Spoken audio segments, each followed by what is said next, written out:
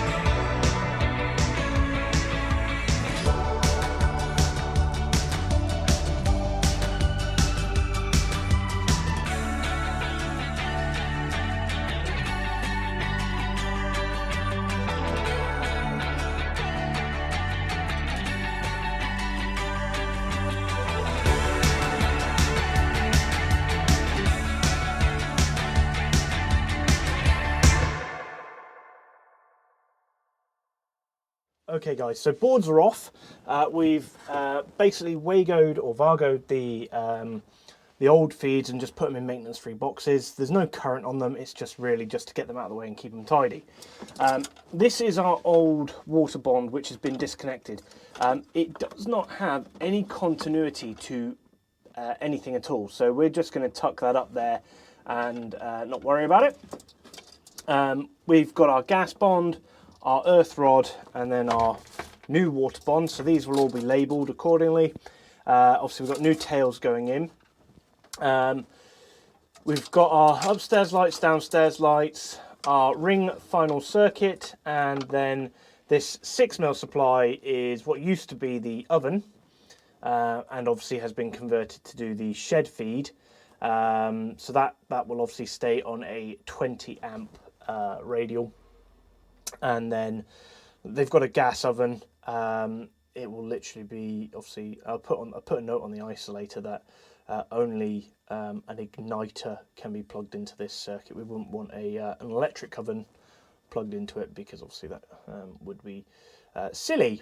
So yeah, so that's where we're at. Obviously we're going to redress all of these. The shed's a little bit light, feed is a bit short, so probably going to put our board here, and it's really going to mess with my OCD, because we're probably going to have to put our 20 amp at the end of the circuit. So we'll have, we're going to, I think we'll do it in reverse order. So by the main switch, we'll have our 6 amp, then we'll have our 32s, and then 20 amp. We'll see. We'll jiggle it around and see how we get on. But yeah, I'm not going to be overly happy with that. But you do what you can, and I don't particularly want to extend any circuits.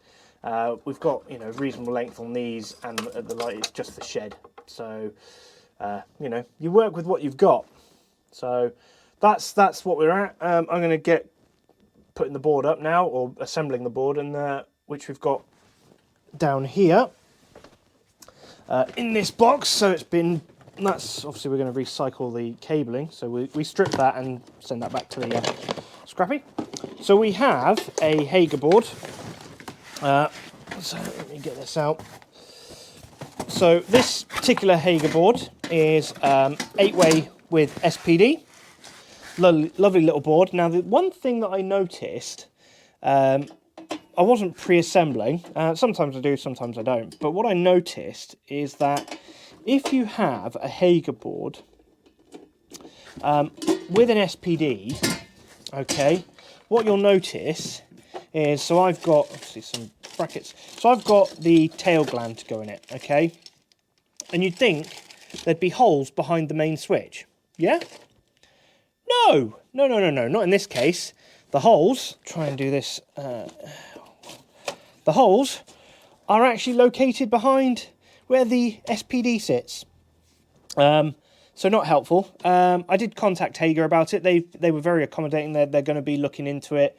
Obviously, without the SPD, that would line up. So they're now going to look into having additional holes. So we've marked up on the back already. So we're going to drill out and basically put our tail mount on and go from there. Right, guys. So this is currently where we're at. So tails are in. Just testing. Obviously, had to kind of think where it's all going to sit and everything. And basically, the gas bond, I don't want to redo the gas bond. It's absolutely fine. So what we're going to do is we're going to put an MET here. So that'll house, obviously, basically the water, the gas, and obviously the main incoming bond. And then we've got a separate, main incoming earth rod. And then we've got a link to the board. So that's our 6mm supply. It does reach just about. So we're going to obviously ferrule these off anyway, because I don't, obviously it's stranded. So I'll just put a ferrule on it anyway, just to be on the safe side. And then obviously once it's ferruled, I'll dress the RCBOs in, and then I'm going to do my testing, and then we'll get the testing out of the way so we can obviously get that on our certs. But right now I've got to quickly shoot off to get an MET, which is a bit frustrating because I don't have one on the van, and my wholesaler is now closed. If I'd been here at 8 o'clock this morning, I could have got one early. So never mind, we'll have to go to Screwfix and get one of their 8-ways, because their 4-way only has one input for a 16mm cable. So you can't use it for anything else other than one 16mm and 3 10mm. So yeah, off to go, and I'll be back in a bit.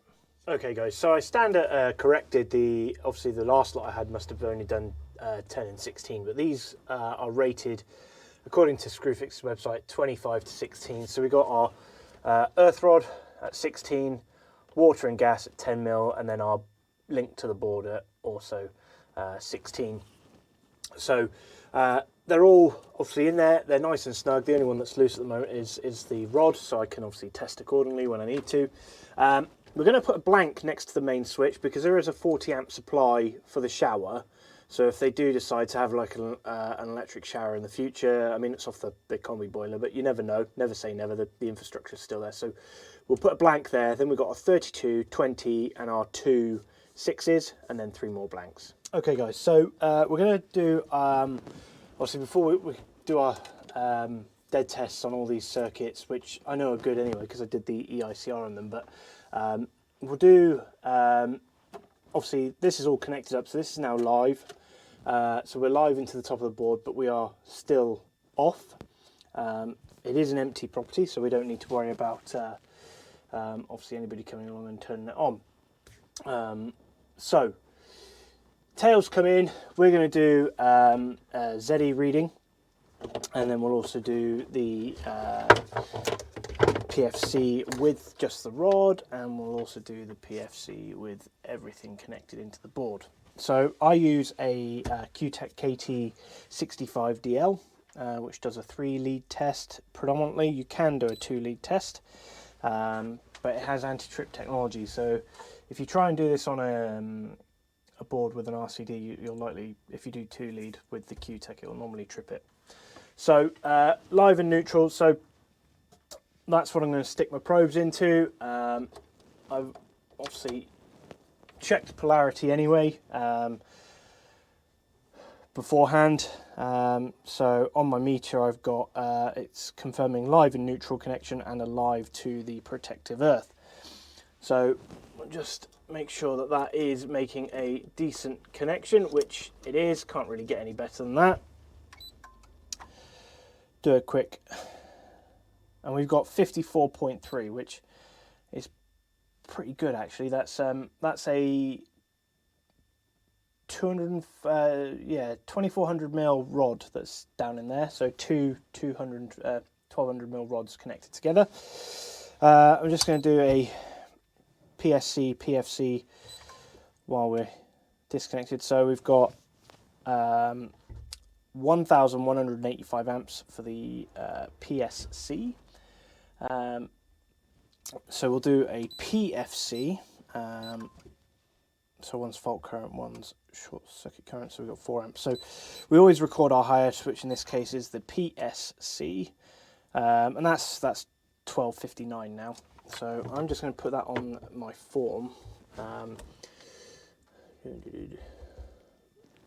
So I use NIC, and they want it in kiloamps. So the prospective fault current, or in this case prospective short current PSC is 1.259. Now, would you round that up or just put 1.259? I'm just going to put 1.259.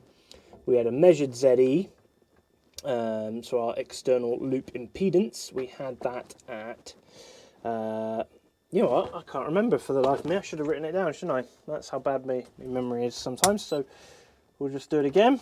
Probes on. And we've got a external loop impedance of 54.5. So 54.5. And incidentally, voltage-wise, we're looking at 235 volts here. That's what we're getting into the top of the consumer unit. So now that we've done that, what I'm going to do, I'm going to connect this back up, and then we'll do our ZS readings. So obviously there'll be labels and everything on here, just, you know, once we're done. So we're going to connect onto the board here, just so it's a little bit, because we've got obviously our link from the main earth terminal into the board. And we're going to do another loop impedance test, but this with all the parallel earths in place, and we get 29.8 as our ZS. So it will ask me to record that somewhere else, so that's fine.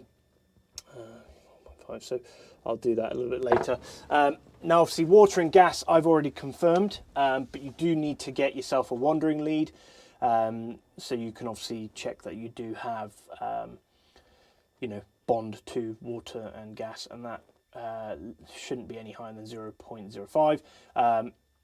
Our gas, incidentally, is 0.1. It's literally just underneath me, so not very far, and our water is sitting at 0.2, so 0.02. So again, absolutely fine.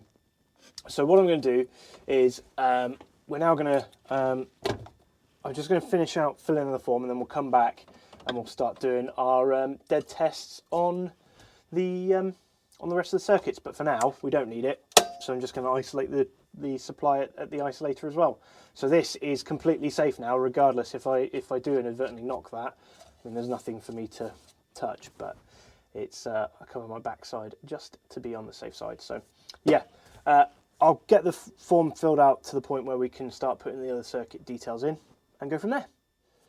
Okay guys, so we're going to do our ring final circuit first.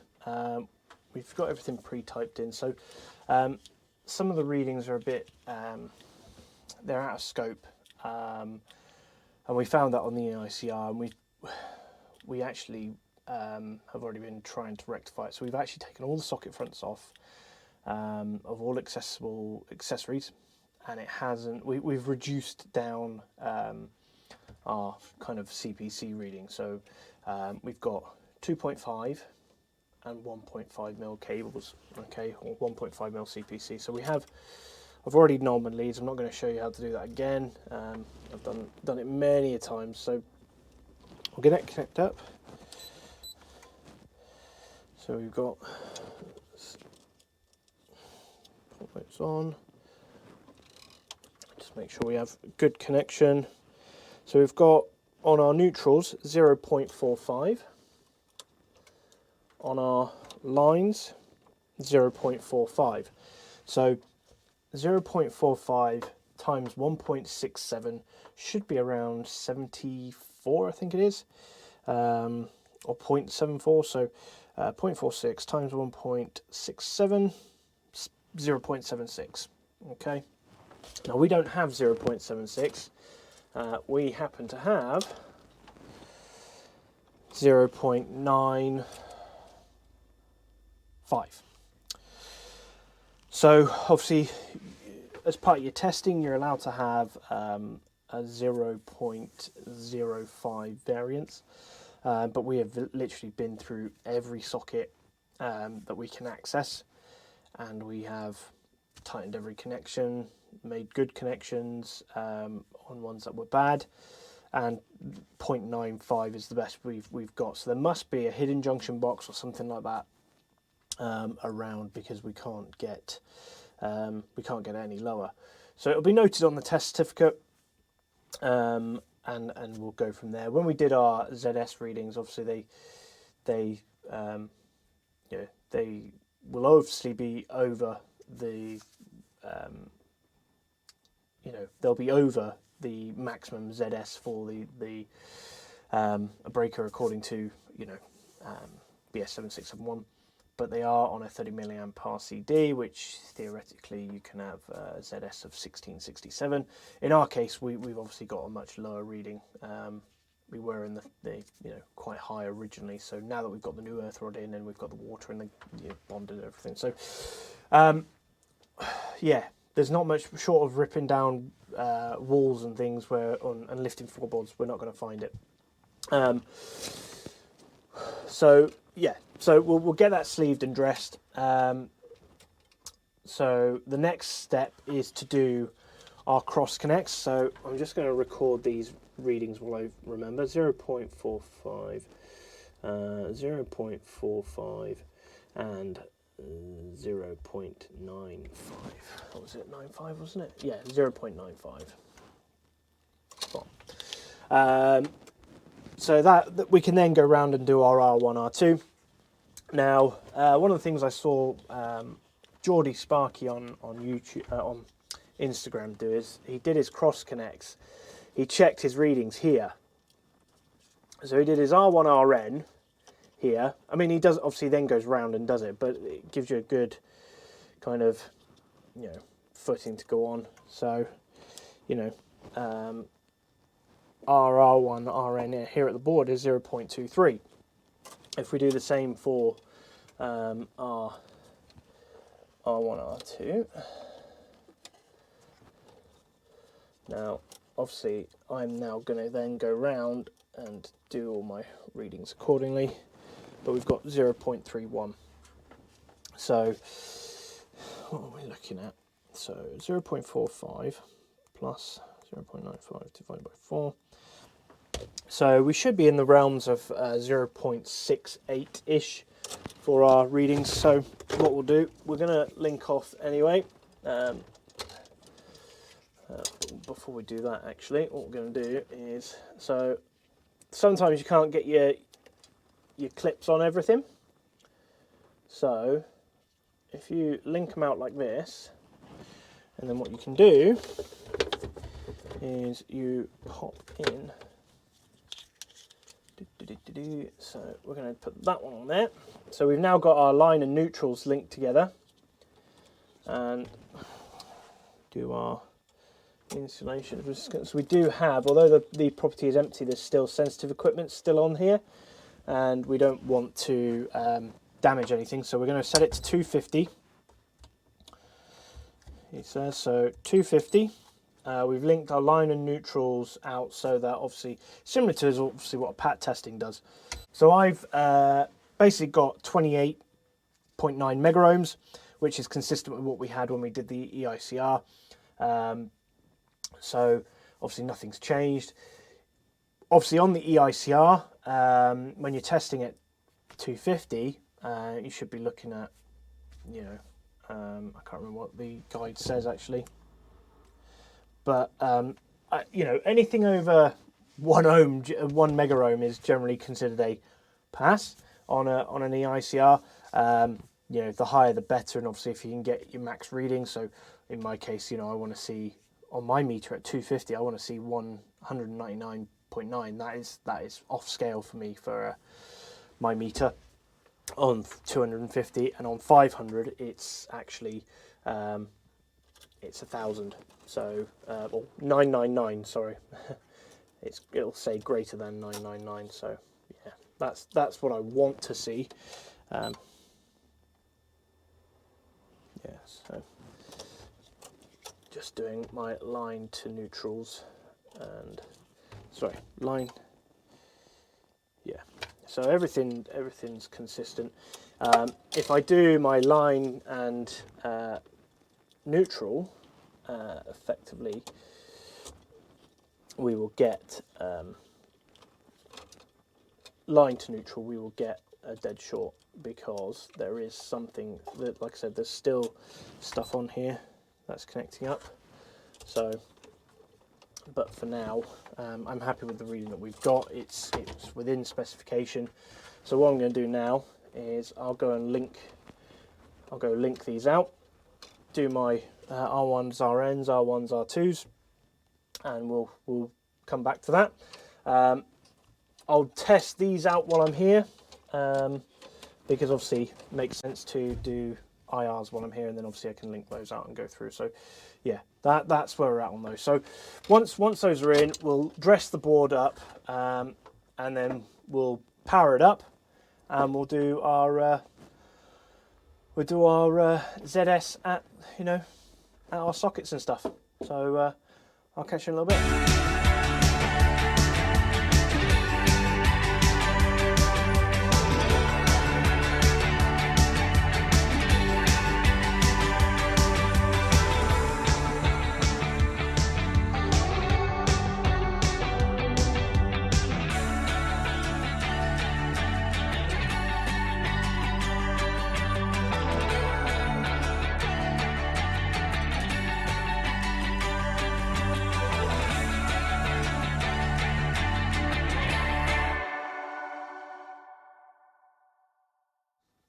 Okay guys, one other thing is the importance of torquing all your connections effectively. Loose connections cause fires, over tightened damages the conductor and potentially could lead to a fire. So our earthed bar, so I've isolated the system again, our earth bar, anything up to 1.5 mil squared is 2 Newton meters of torque. Anything greater than 1.5 mil squared is 1.5. So I'm using the Draper torque screwdriver, and I've already set it to 2 Newton meters. So there we go. Second click just to be on the safe side. Yeah, there we go.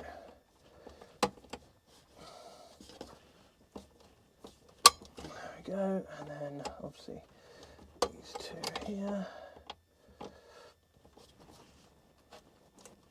There we go. Right, so we're going to reduce that down to 1.5, and it's really easy with the Draper. You just literally remove, basically lift up the setting wheel and put it back down, twist it. So this conductor here is 2.5 mil. So there we go. Obviously our 16 mil earth, and then our SPD connection. Now our neutral feeds are also either 2 Newton meters of torque or 1.5, and these are all greater than 1.5 mil. So actually no, they're not. That one's over 1.5, so that's fine. Let's back up to 2. So these are obviously all 2s. There. So obviously I've ferruled the RCBO ends as well, because they are effectively stranded cable. So, there we go. Fine. We then have our switch disconnectors. So basically our double pole switch should be set to 3.6 regardless of size of conductor. So are we on 3? Yeah, we're on 3.5 now. 3.6. So I basically always use a screwdriver, a normal screwdriver, and then I look to tighten them up afterwards with my torque, just to be on the safe side.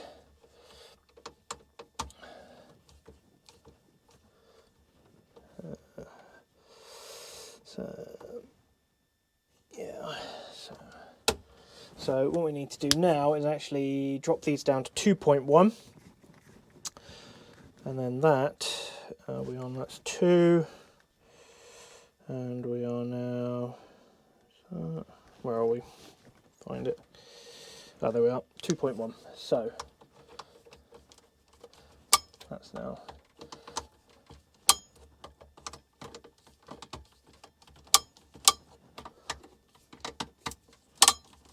fine.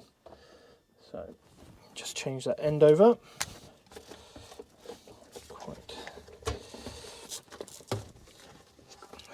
So I tend to use a flathead when I'm talking as well. The reason being is I find the posi just kind of slips, and they're not meant to, but they do. But this screwdriver is brilliant. I think it cost me 60 quid plus the VAT. It was on offer at the time from TLC. Yeah, 60 quid at the time. There we go, that's better. So I cut my finger, so I haven't really got much grip on the... there we go. Grip on the screwdriver.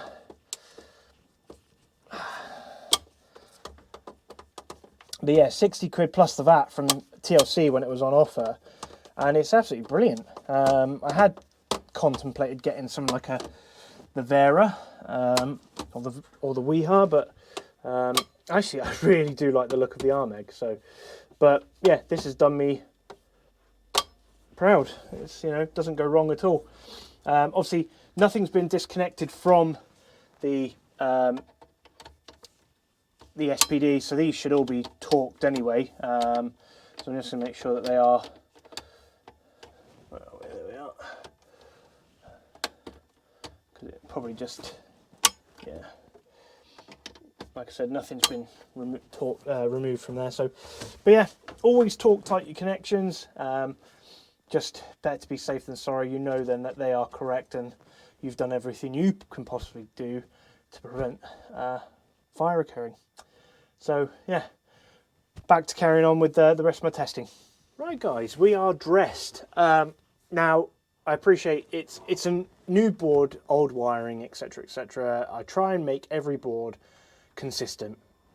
So plenty of length on them, just wherever possible, okay? You know, so we have, like I said, 8-way SPD Hager board. So we've got obviously isolated there, TT system, etc, etc. So we got the blank is there, like I said, for in case they want to you know, reinstall the shower, because it's obviously tucked up there. So we've got that for our shower feed, obviously sockets, shed, and then the 2 lighting circuits. So all the values. There is a second distribution board which we'll test separately in a moment. I'm not going to film that for you guys. So, but yeah, like I said, I try and keep everything consistent. So obviously we'll put labels on and everything. So obviously we're now going to do basically the ZS on the circuits. We'll do RCD tests. So moment of truth, start turning things on and see if it goes bang. Well, I can hear the boiler kicking in, so that's good, and we'll do our, yeah, so they're all obviously test functions, so when I go through to the circuits I can test those and say, yep, that's worked. So yeah, all in all, happy with the progress. One thing I forgot that we have to do as well, basically this light feed here, it basically just needs a metallic clip put in because it's above an escape route. So the last thing we want is obviously any kind of you know, entanglement. So we'll put probably just drill a 6mm and put a linear in there, and same for these. These are, obviously this is wooden. This is for a cable that goes outside, so we'll just make sure that that is secured appropriately.